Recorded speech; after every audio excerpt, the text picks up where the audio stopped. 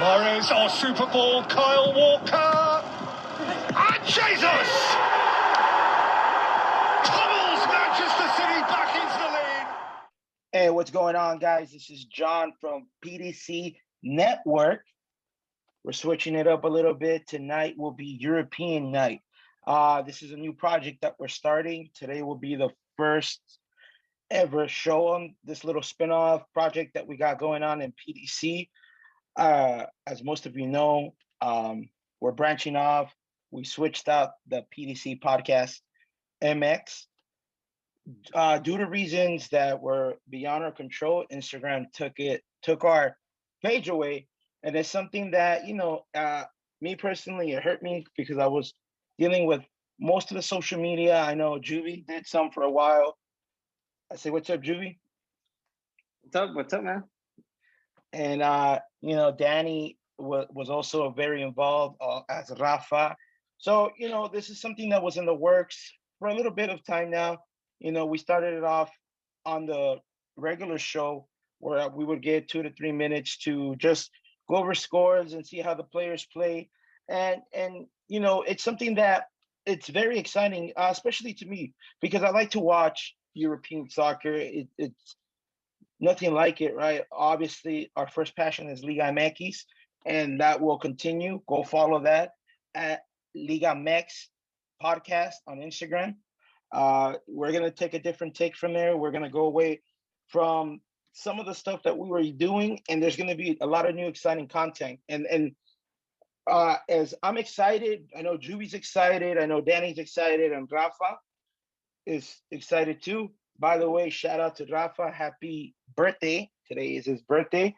And as his birthday present from me and Juvie, we're going to talk about a little bit about the Manchester versus Wolverhampton game that went on yesterday in that clinic that Man City put.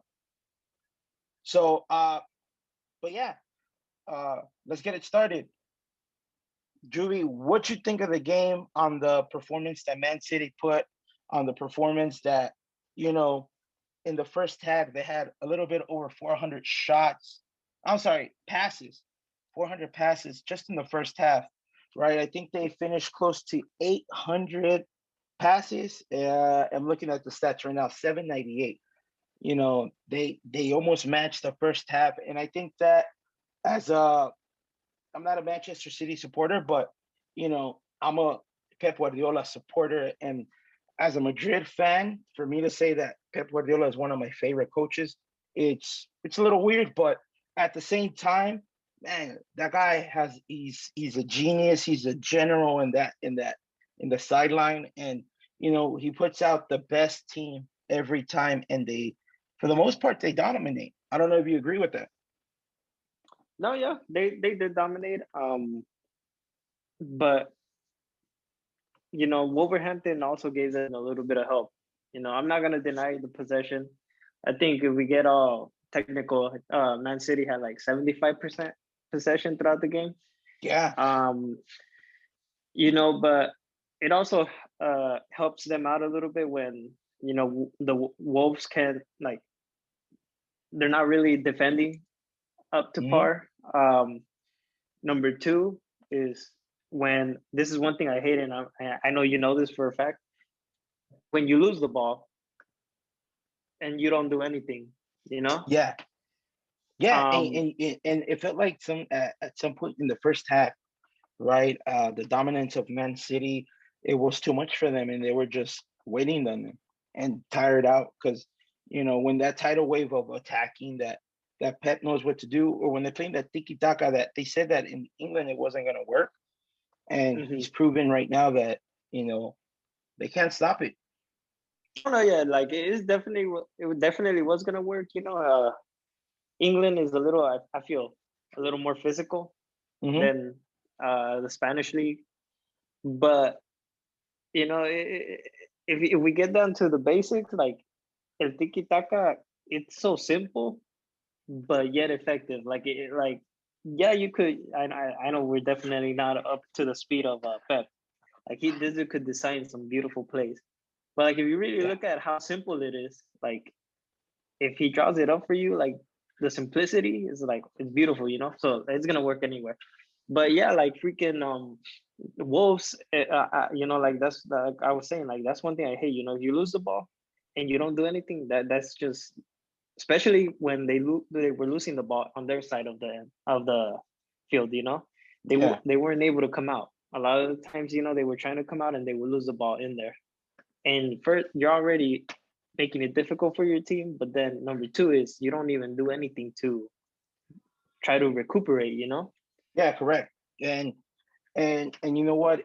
From the back line to the midfield to the forwards, these guys were amazing. They were the just the passes were so crisp. You know, De Bruyne, it's out of this world. He's out of this world, man. He's you know they take David Silva leaves and they put this guy in that same position, and he was slowly taking over, and it's like nothing, like nothing ever changed. And just with the first goal, man, those passes that they're putting, Sterling being in that area, el autogol, obviously, yeah, it hurt Wolves, and in the second half they try to come back and they try to start something up with a 1-1 tie, but then in the 78th, 80th minute, Gabriel de Jesus off a rebound scores again in extra time. And if I'm not mistaken, No, yeah, sorry but guys, that rebound is off bad marking and bad yeah, like porque you do everything to try to stop the ball, you know. correct. But then like the what happens after is you're not able to get the ball, and then a little bit of a I want to say a lucky bounce, you know, también. Mhm. You know, you can't deny that everybody needs a little bit of luck, whether you're a portero, defender, you know, yeah, a little bit of luck also helps. But yeah, like you're putting yourself in that position. I don't remember exactly how many players, but the ball goes through. I want to I think say it's like three to four four or five. players Yeah, before someone actually is able to touch it. You know, yeah. and you know that's too many legs. That yeah, you know it happens. I'm not gonna deny, you know, but you got to do something to prevent that from actually happening. And that was their issue. You know, it's they couldn't prevent that from happening. And you know, and like again, we give props to Pep. He basically made all of Wolves forwards, you know, chase around the midfielders, and in a way that kind of took away any of the attack that Wolves had. You know, I know they're missing Jimenez. You know, And but yeah, and I feel like they've been missing Jota because mhm, they sold him to Liverpool. I think those were the two key pieces of their success last year and the year before. But hey man, you're already in March. That's not an excuse no more. You have to adapt. Did they go out and get a forward like they needed to? No. So who's there to blame? One of the things that I brought up, I don't think you were in that chat. Uh, I brought up to Danny and to Rafa that you have a Pep Guardiola that's on the sidelines yelling and screaming and giving directions to and orders to his players, while Nuno, uh, Espiritu Santo, right, mhm, uh, is sitting down, and I think I think he's amazed by the beautiful play that Man City did, and the other one mhm. was that I think he didn't have an answer. And with all honesty, I know Man City has a big game coming up next week against in the Manchester Derby, but Mhm. you know, I, right now I follow United. I'm not saying I'm the biggest supporters, but it's going to be hard for them, right? Because Pep Guardiola doesn't stop. He keeps that machine rolling time after time. And I don't know, to me, um, right now, Man City, I think they're like 12 points up. That's it, man. I think that you should give them the trophy, call it a day. Nobody's catching up. No, yeah, and they're only getting better. You know Hmm. that's the biggest issue. You know Yeah, they're getting healthier and better as the days go by. So that's scary. right? And it's good to see Gabriel de Jesus getting on the score sheets again. He's one of my favorite strikers. You know, again, 2 goals off 2 rebounds, but hey, what do you need to do, man? You need to put him in the back of the net, right? No, yeah, but the second one was more the portero's fault too. You know, hopefully we're talking about the same one where they supposedly called outside on him, right? Correct, Or they checked correct, it. correct, Yeah, correct. like that. I know it was a difficult one because I always hate when it bounces before it reaches the portero because that just changes a lot of stuff, you know.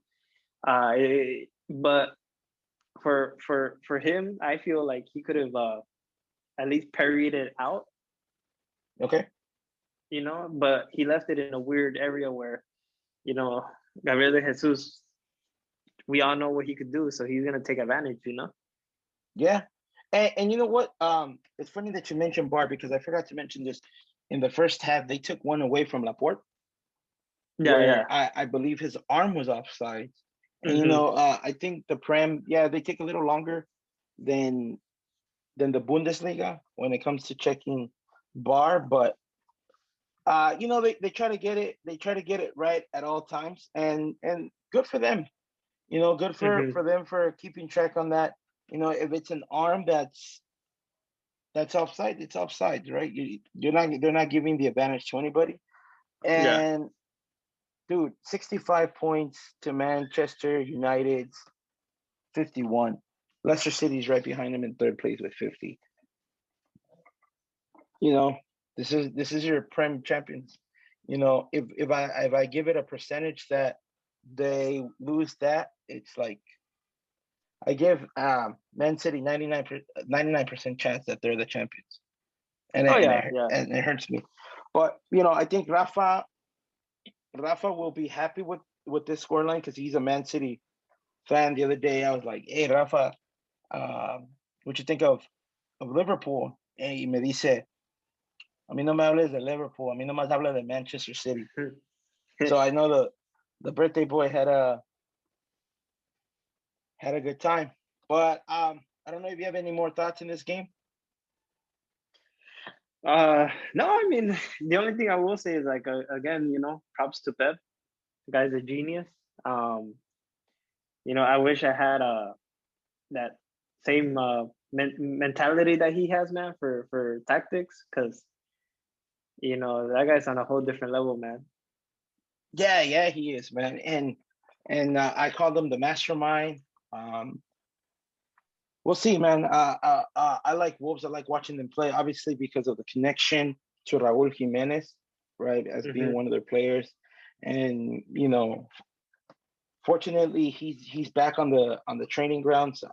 They're saying that he has to wear a helmet, Yeah. so he gets better. I don't know if it's going to be for the rest of his career, but you know that was a nasty injury on the hands of David Luiz. I know they both went for the ball in that corner, but stuff happens in this sport. But yeah, other than that, real quick, I just want to bring up Genk will be playing tomorrow in the Belgium Cup. Tomorrow would be Thursday, so technically today, if you're listening to the show, because we'll probably release it today or on Friday.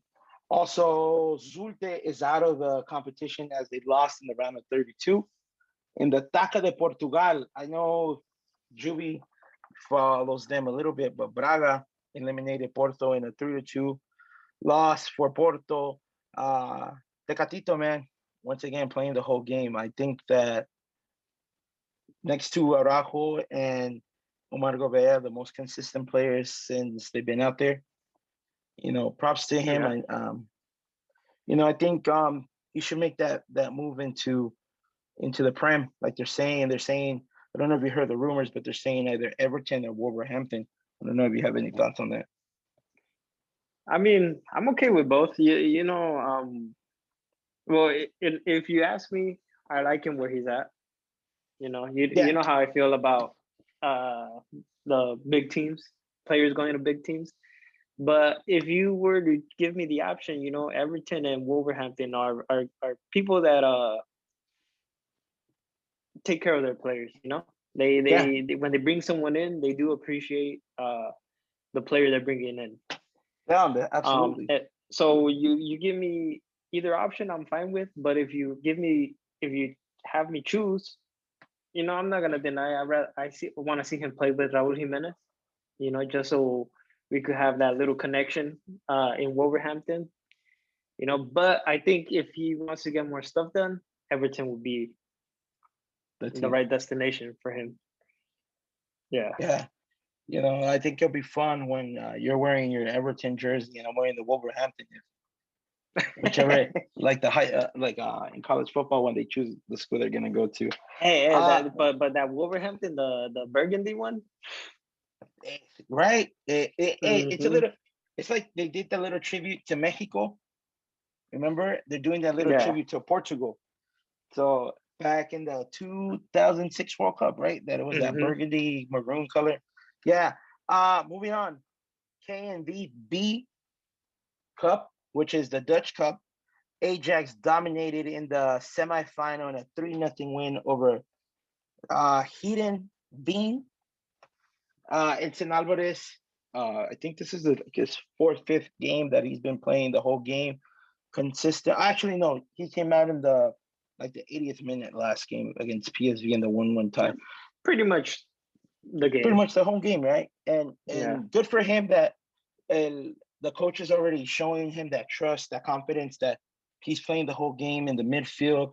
And this is what we wanted, right? He went to where the tiki-taka was created, right? By the Dutch, by, if I'm not mistaken, Johan Cruyff. So I don't know any thoughts if you have on him, because to me, it's great to see him play. Now I want Guti to start playing more in the Eredivisie. Yeah. So like the same thing with all the Mexican players that usually go out there. They need time to adjust. And plain and simple, that's it. A lot of the times I feel like they cut it short. Edson Alvarez was also one of the ones on that same boat that for months he was there. I don't know if it was him or rumors, but it was rumors, coming back.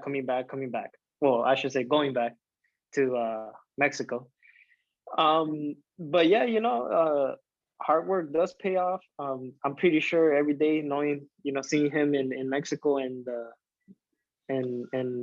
America, the dude is he's talented. He has that work ethic. It's just a matter of it translating on the field, and this is what we're seeing now. And hopefully it just keeps translating to more and more playing time, more games. We all know he has the talent, but yeah, it's the same thing you could say with all the Mexican players that have been going out there. All they need is time. Tecatito, he's been out there for a while. What's the one thing he has over a lot of the other players? Time, right? Herrera is one of those two. All he needed was a little bit of time to get adjusted. Yeah, but Herrera's eating bench right now in Atletico de Madrid. But before in Porto, No, you're right. Different story. It was the same thing with Diego Reyes. And the same thing with Miguel Layún, right? Yeah, all they needed was just a little bit of time to get adjusted, and that's it. So, Edson is still young enough to where if it works out, good for him. If it doesn't, there's other options out in Europe, Yeah, 22, 23 years old. Yeah, but like the guy is solid, and he's built for the Dutch league, Yeah. Before we end this, we have a pretty busy week, right? This is Jornada 9 with Liga MX. Doble, triple, right? It's a triple jornada. We went 8, 9, 10. So we're going with we're in Jornada 9, and then transitioning to the weekend is going to be Jornada 10. Jornada 11 is the Clásico Nacional, América Chivas. And then on the 18th, the pre-Olympics starts in Guadalajara, in the Estadio Akron. And I think all the games are getting played there. Yeah. Out of that tournament, do you see anybody from that squad leaving? Leaving as in Their next destination could be Europe. I think there's a lot of them that could make the jump. Now, this is the discussion we always have amongst ourselves, is where do they make that jump to? And that's my issue, it's I always keep saying, I know that you guys keep telling me aim for the big teams, but I don't tell you that because I learned my lesson with that. But continue. But I feel like we have a lot of good youngsters. There's just world of possibilities, but one of the ones that I would love to see, I know he's still a little young, but Santiago Munoz, man. I know he's not on the list, but no, I think he was. He was? I think he was for the Microciclo. Oh, okay. Yeah, but that's one of the ones that in recent games he's been balling out, and I would love to see him make a jump. I know there's been little rumors here and there, but like I said, the right team, it's make the move. So okay, that's cool. I like that. With all of those, right? We have a lot of. Actually, he gave a list of 50. 50 players he gave. Yeah, and then eventually he has to cut it down to the 23-man squad. Yeah, obviously we know who's gonna be there, right? The main ones. The main ones. He's probably just gonna find the players around the base. I think, with all honesty, for me, if he gets to see the field, with all honesty, I think Alexi Vega. There was a rumor back in the day that Benfica was looking at him after Chivas played Benfica in the tournament they have out here in International Cup. Yeah, a couple of years ago. I think he has the level. But yeah, before that, there's a rumor. I don't know if you saw it today. It was reported I saw it in IG, so that's what I'm saying, where I saw it and where it was reported. Jurado, Cruz Azul's portero, is being scouted by none other than Real Betis, que le enseñan mucha confianza al jugador mexicano, as you've had, you have Guardado there, you have Diego Lainez, and they do look towards this side of the world just for the simple fact that they got that dude from America, Guido Rodriguez.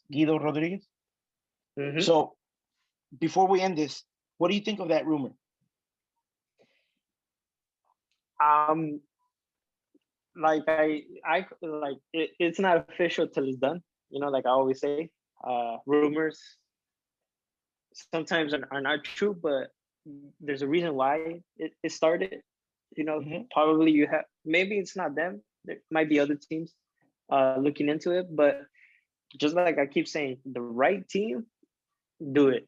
And Betis is one of those teams where I would say yes, for the simple reason that we have had success with them. I know Lainez and Guido's path has not been easy. They went, Correct. comieron banca, but eventually, little by little, they're gaining the trust. Guido,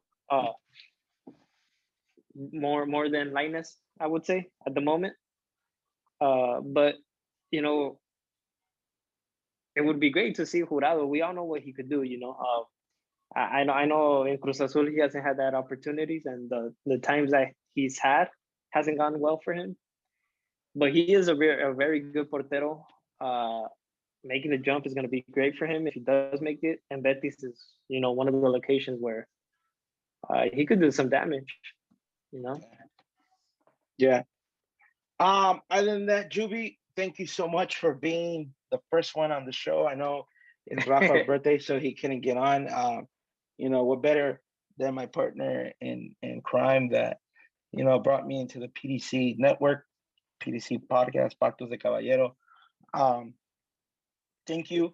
Everybody, go ahead and follow us on Instagram at Liga Mex Podcast, on Apple Podcast, on Spotify, on Google Podcast, and on SoundCloud. Sorry for all the pauses, man. I'm with all honesty, I'm a little nervous.